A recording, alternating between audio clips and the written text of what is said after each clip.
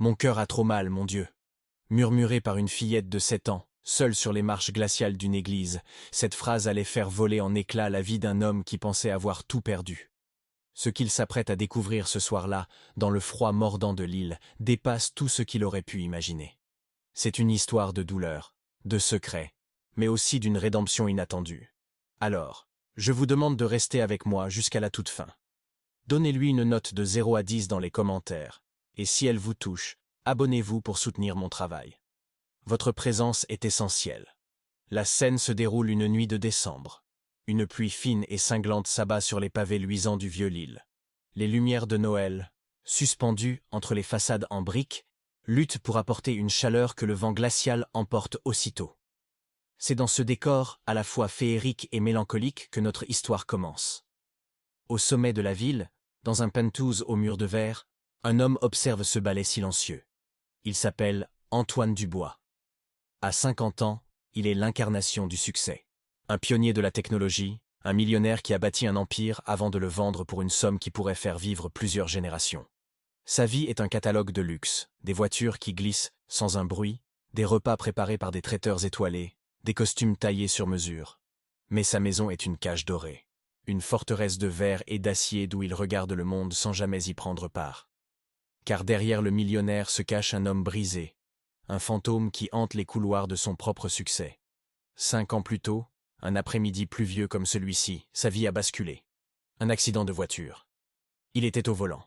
Sa fille unique, Élise, n'a pas survécu. Depuis ce jour, Antoine ne vit plus. Il fonctionne. Il travaille jusqu'à l'épuisement, non pas par ambition, mais pour faire taire le silence. Le silence de l'appartement, le silence de sa vie, et surtout, le silence assourdissant de la culpabilité qui lui ronge le cœur. Son argent, qui pourrait tout acheter, ne peut lui rendre la seule chose qui comptait. Il l'isole, le protège des autres, mais l'emprisonne dans sa propre douleur. Ce soir-là, il quitte son bureau plus tard que d'habitude. La ville est presque déserte. Sa Mercedes fend la nuit, un cocon de silence et de chaleur au milieu du chaos climatique. Des travaux sur son itinéraire habituel le forcent à faire un détour. Une petite ruelle qu'il n'emprunte jamais, près de l'église Saint-Maurice. Et c'est là, dans la lumière blafarde d'un lampadaire, qu'il la voit. Une petite silhouette. Une enfant, emmitouflée dans un manteau bien trop grand pour elle, assise sur les marches humides. Elle ne mendie pas. Elle ne pleure pas. Elle est juste là, immobile, serrant contre sa poitrine une petite boîte en bois usée, comme si c'était le bien le plus précieux au monde. Antoine ralentit. D'habitude, il ne s'arrête jamais. Il fait des virements anonymes à des œuvres de charité, un moyen d'apaiser sa conscience sans avoir à affronter la misère en face. Mais ce soir, quelque chose est différent. Peut-être est-ce la solitude de l'enfant qui fait écho à la sienne. Poussé par un reste d'humanité qu'il croyait éteint, il baisse la vitre électrique. L'air glacial s'engouffre dans l'habitacle. Il sort un billet de son portefeuille. « Tiens, petite, achète-toi quelque chose de chaud. » La fillette lève la tête, et Antoine sent son souffle se couper. Elle a des yeux immenses, d'une gravité qui ne devrait pas appartenir à une enfant de 7 ans. Des yeux qui semblent avoir vu trop de choses. Elle ne regarde pas le billet. Elle le regarde, lui. Et d'une voix à peine audible, elle prononce les mots qui vont faire s'effondrer les murs de sa forteresse. « J'ai pas besoin d'argent, monsieur. C'est mon cœur qui a trop mal, mon Dieu. » La phrase le frappe en plein fouet. Ce n'est pas une plainte, ce n'est pas une réclamation. C'est un constat, d'une sincérité désarmante. C'est mon cœur qui a trop mal. Ces mots, Antoine se les répète en silence chaque jour depuis 5 ans. Ils sont le reflet exact de sa propre agonie, celle qu'il cache sous des couches de travail et de luxe. Contre toute logique, contre toutes ses habitudes, il coupe le moteur, sort de la voiture, et s'approche d'elle, la pluie commençant à tremper son costume coûteux. Il s'accroupit à sa hauteur. « Comment tu t'appelles » demande-t-il doucement. « Léa » répond-elle. Il apprend qu'elle n'est pas seule au monde. Sa mère, Sophie, est malade. Elles vivent dans un foyer d'accueil non loin de là, un endroit au nom ironique, le Havre de paix. Léa s'est juste échappée un instant. Parce que maman pleure tout le temps en silence, et je ne veux pas la déranger. Le regard d'Antoine est attiré par la petite boîte en bois qu'elle serre toujours contre elle. « Qu'est-ce que c'est » demande-t-il, plus par curiosité que par réel intérêt. « C'est ma boîte à musique » dit Léa en la protégeant davantage. Elle joue une chanson pour quand on a le cœur qui fait mal. Quelque chose dans cette phrase pique à nouveau la curiosité d'Antoine. Je peux l'entendre. Léa hésite un instant, puis, voyant sans doute la tristesse sincère dans les yeux de cet inconnu, elle acquiesce et ouvre délicatement le couvercle. Une mélodie fragile s'élève dans la nuit pluvieuse. Quelques notes simples, un peu dissonantes à cause de l'âge du mécanisme. Antoine se fige. Le temps s'arrête. Le bruit de la pluie, les lumières de la ville, tout disparaît. Il connaît cette mélodie. C'est impossible, et pourtant, il la connaît. C'est une berceuse que sa défunte femme, Isabelle, avait composée. Une mélodie unique, créée pour leur fille, Élise, qu'elle lui jouait chaque soir pour l'endormir. Une mélodie que personne d'autre au monde ne devrait connaître. Son cœur se met à battre à tout rompre. Comment? Comment cet enfant des rues, cette petite Léa au cœur brisé, peut-elle posséder la boîte à musique de sa fille décédée?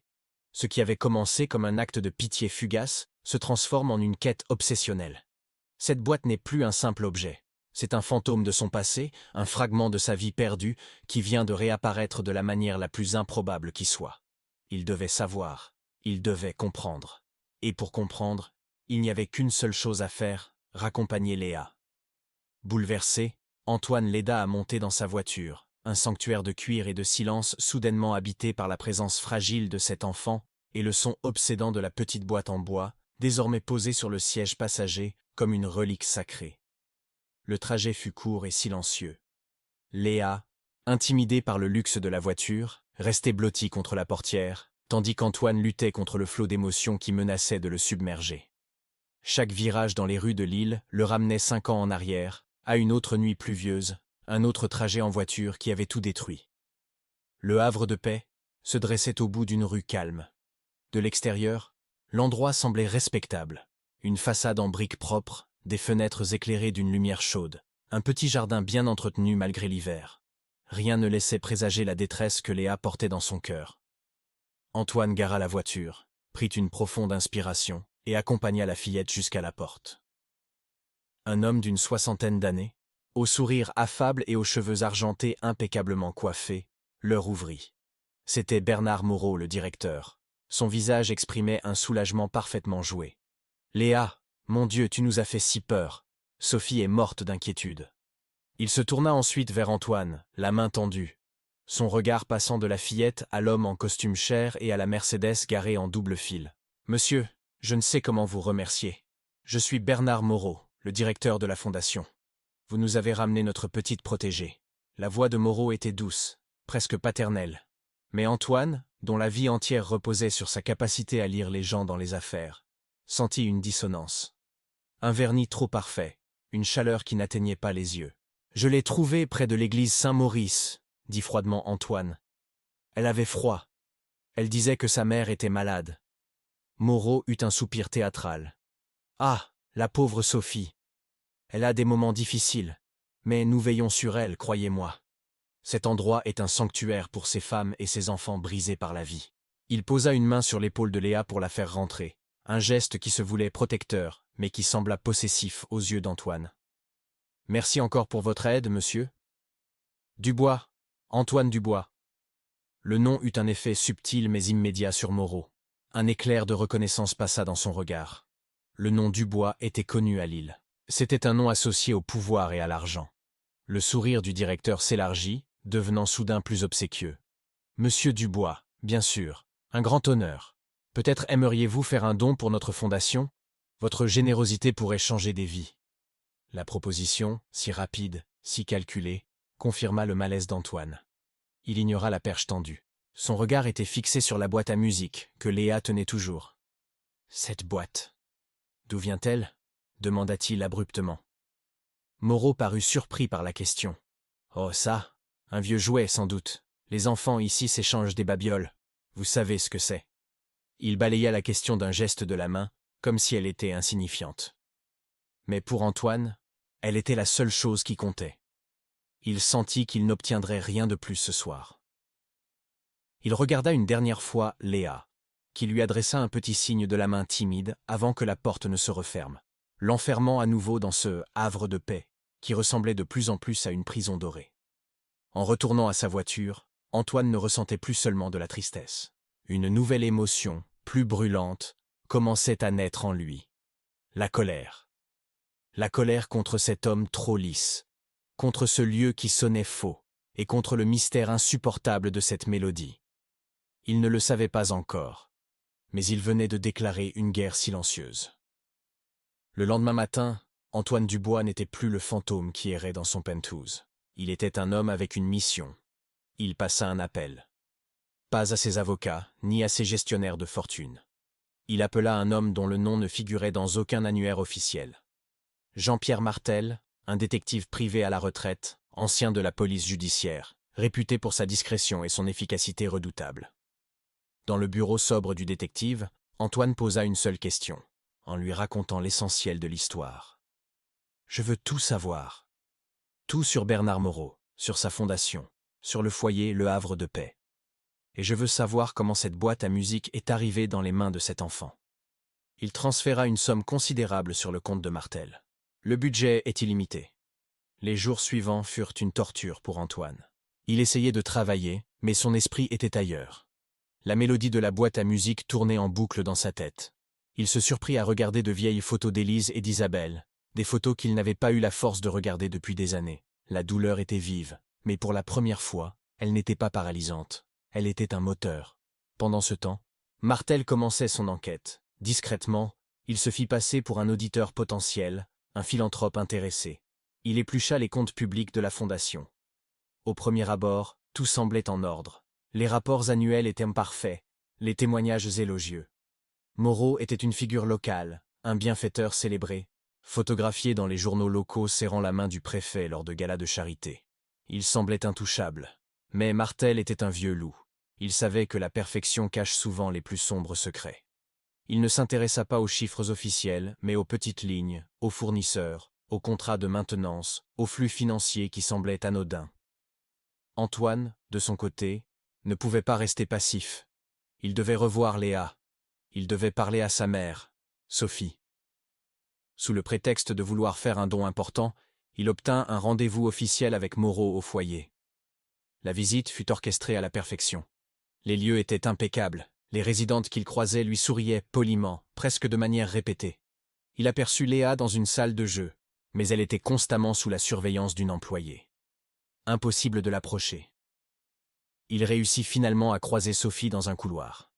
C'était une femme jeune, au visage fatigué et au regard fuyant. Elle semblait terrifiée. Antoine essaya de lui parler doucement. « Madame, je suis l'homme qui a ramené votre fille l'autre soir. Je m'inquiète pour elle. » À ces mots, le visage de Sophie se ferma instantanément. La peur dans ses yeux se mua en une panique glacée. Elle jeta un regard furtif le long du couloir, comme si les murs eux-mêmes avaient des oreilles. « Laissez-nous tranquilles, monsieur, » murmura-t-elle, la voix tremblante.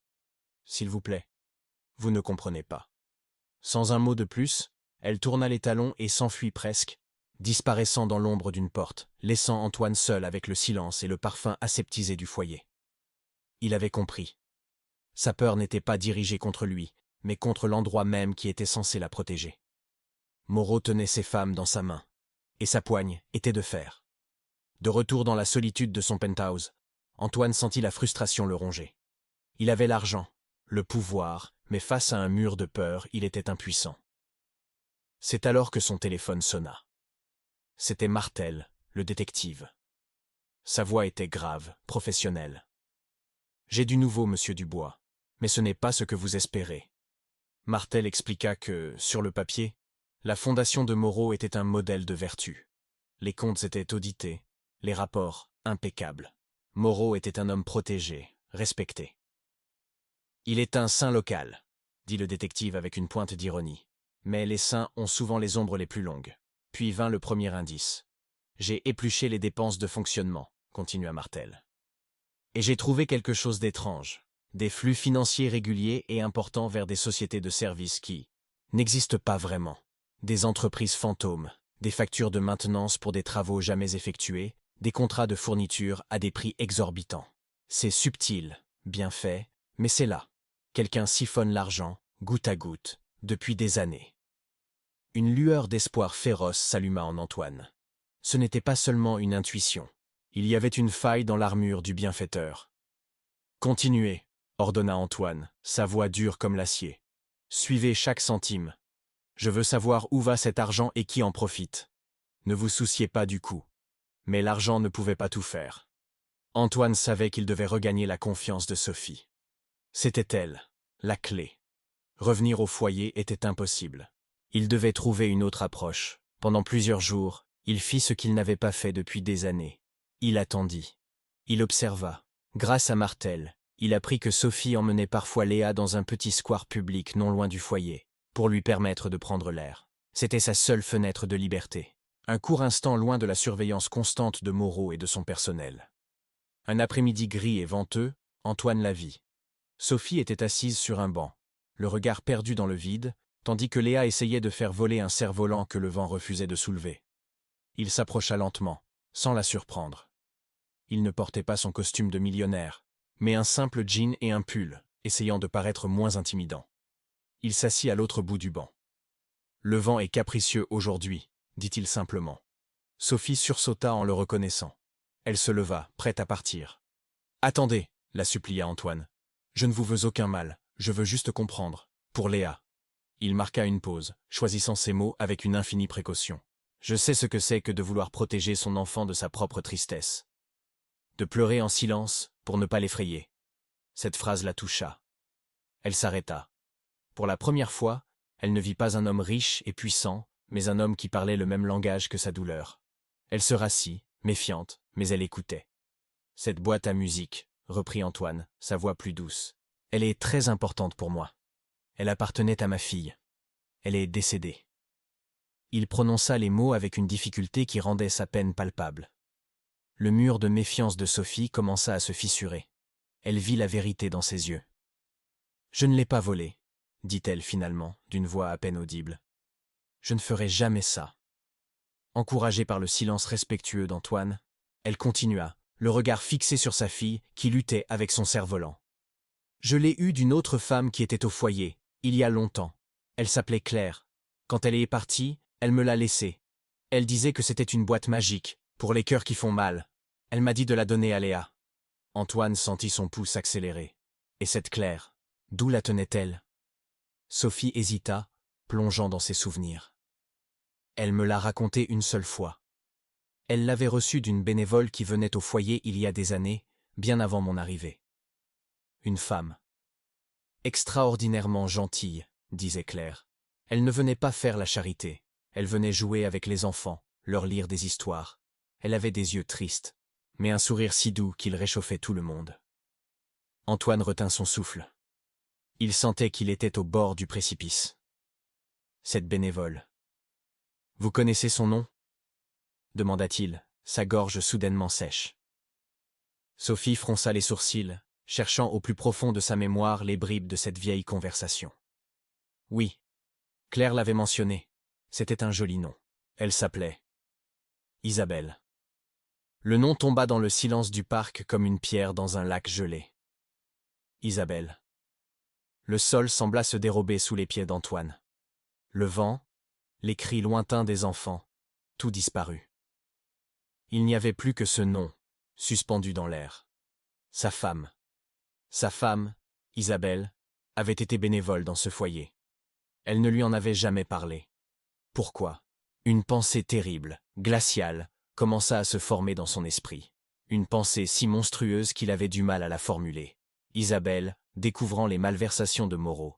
Isabelle, collectant des preuves. Isabelle, devenant une menace. Et puis, cet accident de voiture. Cet accident qui avait eu lieu à peine quelques semaines après la dernière fois qu'elle avait mentionné, de manière vague, être préoccupée par des injustices dans une association où elle aidait. À l'époque, il n'avait pas prêté attention, absorbé par son travail. Aujourd'hui, ces mots lui revenaient avec la force d'une accusation. L'enquête de police avait conclu à une route glissante, une perte de contrôle. Une fatalité. Mais si ce n'était pas une fatalité? Si l'accident qui avait tué sa femme et sa fille n'en était pas un? La quête de la vérité sur une boîte à musique venait de se transformer en une terrifiante chasse à l'homme. Antoine resta figé sur le banc du square, le vent glacial fouettant son visage sans qu'il ne le sente. Le monde autour de lui s'était dissous.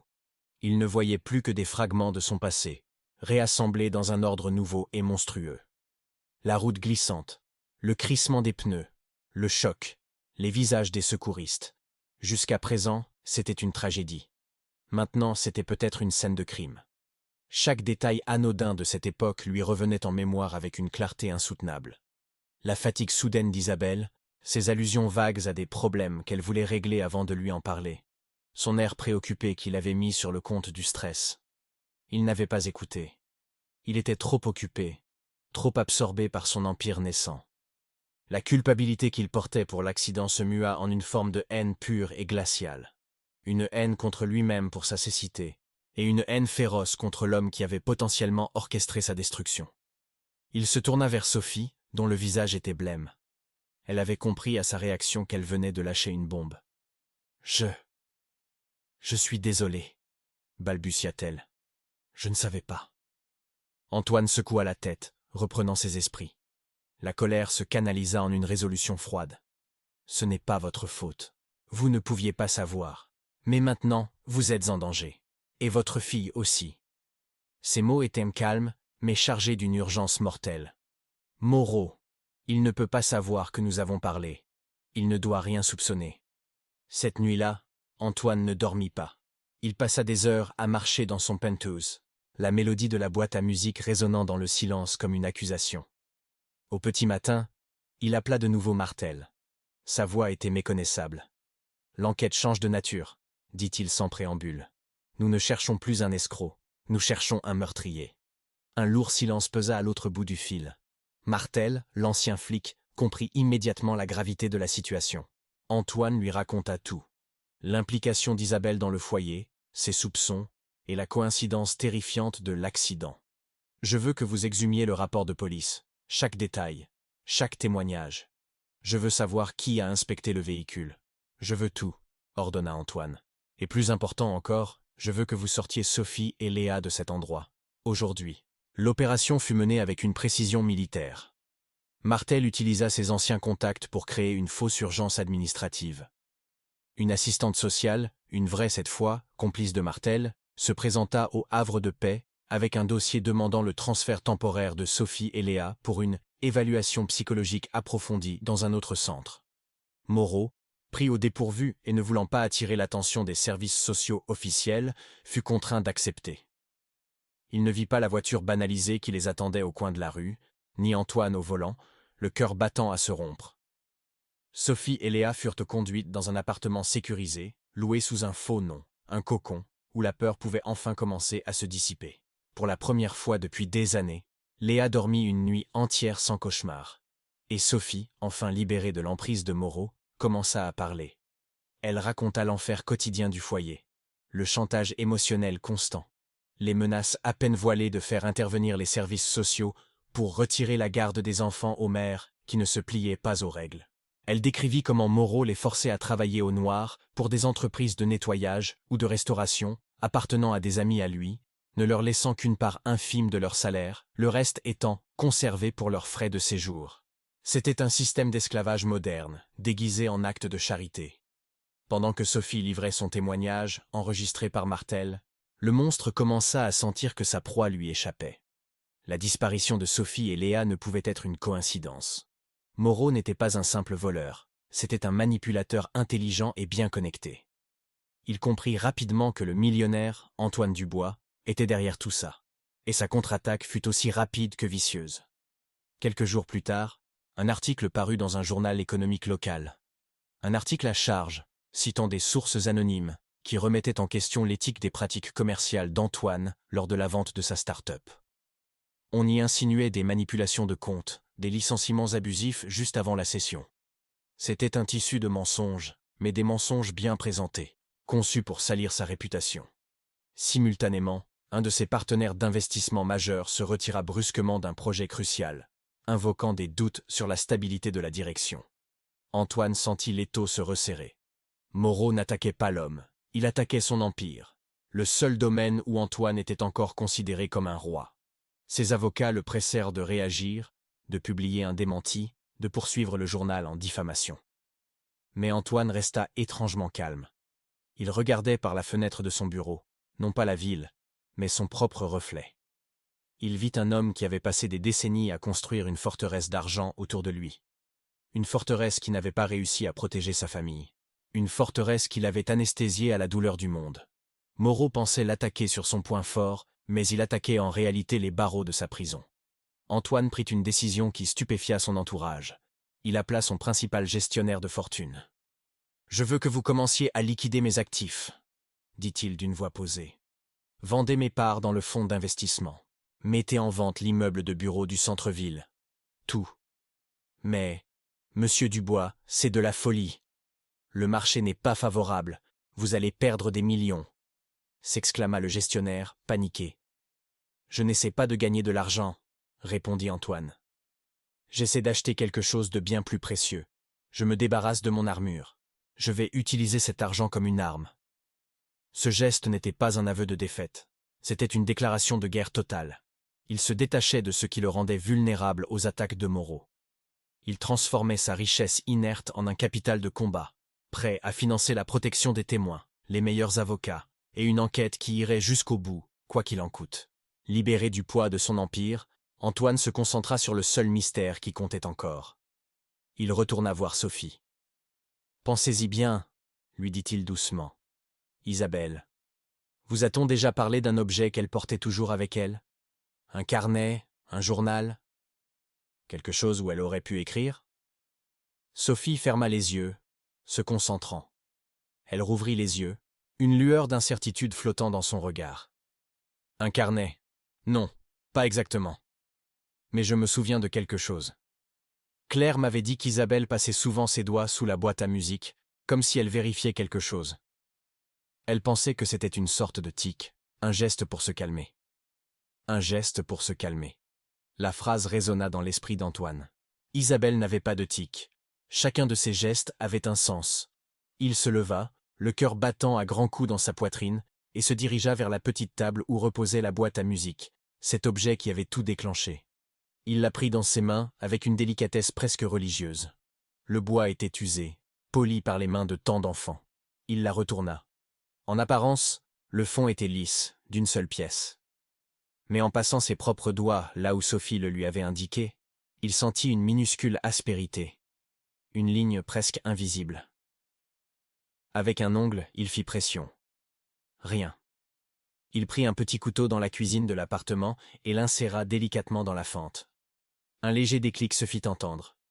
Une petite plaque de bois, parfaitement ajustée, où on se souleva. Et en dessous, niché dans un compartiment secret, se trouvait un petit carnet de moleskine noir, plié en deux pour pouvoir y entrer. Le souffle d'Antoine se coupa. Il le sortit. Ses mains tremblaient, si fort qu'il peinait à l'ouvrir. C'était l'écriture d'Isabelle. Nette, précise, élégante.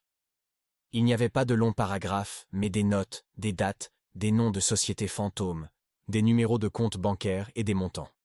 Tout était là. Le système d'exploitation de Moreau, méticuleusement documenté. Sur la dernière page, quelques phrases seulement, écrites à la hâte. « Il sait que je sais. Il m'a vu près des archives. Je dois parler à Antoine ce soir. J'ai peur pour Élise. » La date de cette dernière entrée était celle de l'accident. Une vague de froid envahit Antoine, si intense qu'il dut s'asseoir. La preuve n'était pas seulement celle d'une escroquerie, c'était le testament de sa femme, son dernier message, une bouteille à la mer lancée quelques heures avant de sombrer. Il avait désormais la certitude absolue que la mort de sa famille n'était pas un accident. C'était une exécution. La douleur laissa place à une rage froide, calculatrice. Il ne voulait pas seulement que Moreau soit arrêté. Il voulait le détruire, le déposséder de tout ce qu'il avait construit sur le malheur des autres, sa réputation, son prestige, son masque de saint homme. Il appela Martel. « Je l'ai, j'ai le carnet. » Puis il ajouta, d'une voix qui ne laissait place à aucune discussion. « J'ai besoin de savoir quand aura lieu le prochain grand événement de sa fondation, le plus public possible. » La réponse de Martel ne se fit pas attendre. Le gala de charité annuel de la fondation, dans une semaine, à la mairie de Lille, en présence du préfet, de toute l'élite locale et de la presse. C'était parfait.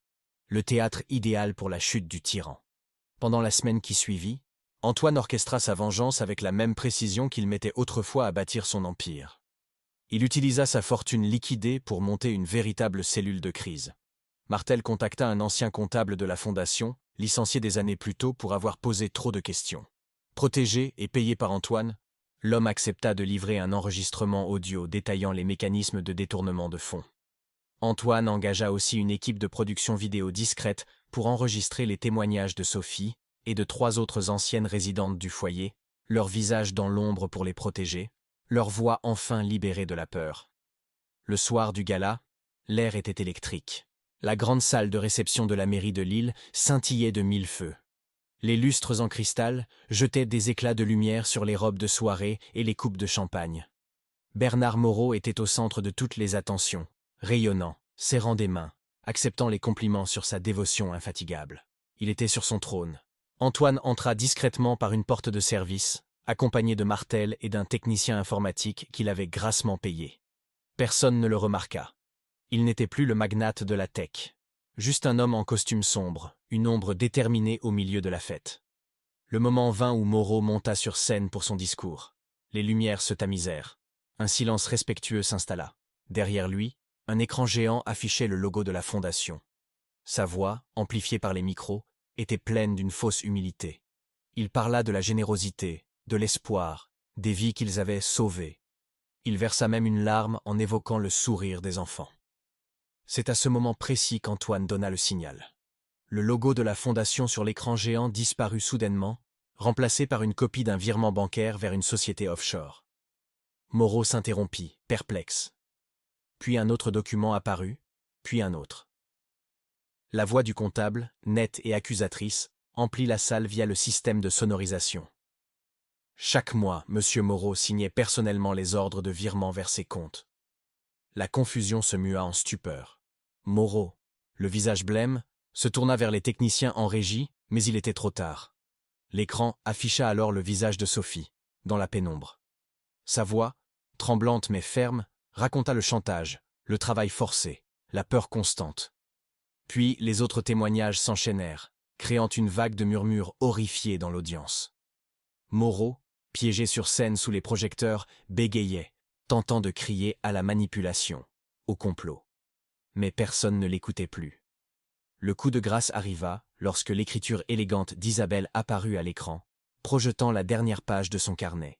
« Il sait que je sais. J'ai peur pour Élise. » Antoine sortit alors de l'ombre et s'avança calmement vers la scène. Il ne prit pas le micro. Il se contenta de regarder Moreau droit dans les yeux, un regard où se mêlaient 5 années de deuil et une détermination de fer. Le masque du bienfaiteur tomba, révélant le visage paniqué et haineux du monstre. Le silence dans la salle était total, assourdissant. À cet instant, les portes principales s'ouvrirent. 2 policiers en uniforme s'avancèrent, suivis d'un commissaire. Le piège s'était refermé. La chute n'était pas seulement financière ou juridique. Elle était publique, totale et humiliante. Sous le regard médusé de l'élite lilloise, Bernard Moreau, l'homme qui se drapait dans la vertu, fut menotté sans un mot. Son visage, déformé par la haine et l'incrédulité, était le dernier tableau de son règne. La chute fut brutale, silencieuse et absolue. Antoine resta en retrait, observant la scène non pas avec triomphe, mais avec un sentiment de paix grave et profonde. Ce n'était pas une vengeance pour lui, c'était une justice pour Isabelle et Élise. C'était la fin d'un long hiver dans son âme. Les jours qui suivirent furent un tourbillon médiatique et judiciaire. Le carnet d'Isabelle et les témoignages accablants permirent aux enquêteurs de démanteler tout le réseau de Moreau. Les entreprises fantômes, les complices dans l'administration, les entrepreneurs véreux, tout son château de cartes s'effondra. L'enquête sur l'accident de voiture fut rouverte, et les expertises, cette fois menées sans interférence, révélèrent des traces de sabotage sur le système de freinage. L'accusation d'escroquerie en bande organisée fut requalifiée en meurtre. Bernard Moreau ne reverrait plus jamais la lumière du jour en homme libre. Le foyer, le havre de paix, fut placé sous administration judiciaire, puis entièrement réformé. Une nouvelle direction, composée de personnes véritablement dévouées, prit le relais, transformant la prison dorée en un véritable refuge. Les femmes qui avaient témoigné, ainsi que beaucoup d'autres, reçurent un soutien psychologique et une aide à la réinsertion, financée anonymement par Antoine. Pour Sophie et Léa, une nouvelle vie commençait. Antoine leur avait trouvé un appartement lumineux et confortable dans un quartier paisible de Lille, avec un petit jardin. Il ne chercha jamais à remplacer un père ou un mari. Il devint quelque chose de plus précieux. Un parrain, un protecteur, une présence stable et bienveillante. Il finança les études de Sophie, qui reprit une formation pour devenir aide-soignante, son rêve d'enfance. Il inscrivit Léa dans une bonne école, où elle se fit rapidement des amis. La transformation d'Antoine était la plus profonde de toutes. Il avait liquidé la majorité de son empire, ne gardant que ce qui était nécessaire pour vivre confortablement et assurer l'avenir de ses nouvelles protégées. L'argent, qui avait été sa forteresse et sa prison, était devenu un simple outil. Il créa une nouvelle fondation, qu'il baptisa Fondation Isabelle et Élise Dubois. Son but n'était pas de distribuer des chèques, mais d'offrir une aide juridique et psychologique de haut niveau aux femmes et aux enfants victimes de violences systémiques et institutionnelles. Il travaillait désormais dans un petit bureau modeste, entouré d'avocats et de psychologues passionnés. Et pour la première fois de sa vie, son travail avait un sens qui dépassait les bilans financiers. Il avait échangé sa cage de verre surplombant la ville contre une vie au ras du sol, connectée à la réalité, pleine de défis, mais incroyablement vivante. Quelques mois plus tard, le printemps était enfin arrivé à Lille. Le soleil, doux et généreux, inondait le parc de la citadelle. Sur une grande couverture de pique-nique étendue sur l'herbe verte, Antoine, Sophie et Léa partageaient un déjeuner simple. Léa, vêtue d'une petite robe colorée, riait aux éclats en courant après les pigeons, ses cheveux volant au vent. Elle n'était plus la petite fille grave aux yeux trop vieux pour son âge. C'était une enfant, tout simplement. Sophie la regardait avec des larmes de joie silencieuses dans les yeux. Elle se tourna vers Antoine, un sourire sincère illuminant son visage. « Merci », dit-elle simplement. Des mots qui contenaient un univers de gratitude. Antoine sourit en retour. Son regard se posa sur la vieille boîte à musique, posée sur la couverture. Léa l'avait apportée. Il tendit la main et l'ouvrit. La petite mélodie fragile s'éleva dans l'air printanier. Mais aujourd'hui, elle ne sonnait plus comme une complainte triste. Mêlée au rire de Léa et au chant des oiseaux, elle était devenue la bande-son d'un nouveau départ, la promesse de jours heureux. Le cœur de Léa ne faisait plus mal, et pour la première fois depuis une éternité, celui d'Antoine non plus. Si cette histoire vous a touché, je vous invite à vous abonner à la chaîne pour ne manquer aucun de nos récits. Votre soutien est notre plus grande récompense. Et s'il vous plaît, dites-moi dans les commentaires, en lui donnant une note de 0 à 10, ce que vous en avez pensé. J'ai hâte de vous lire.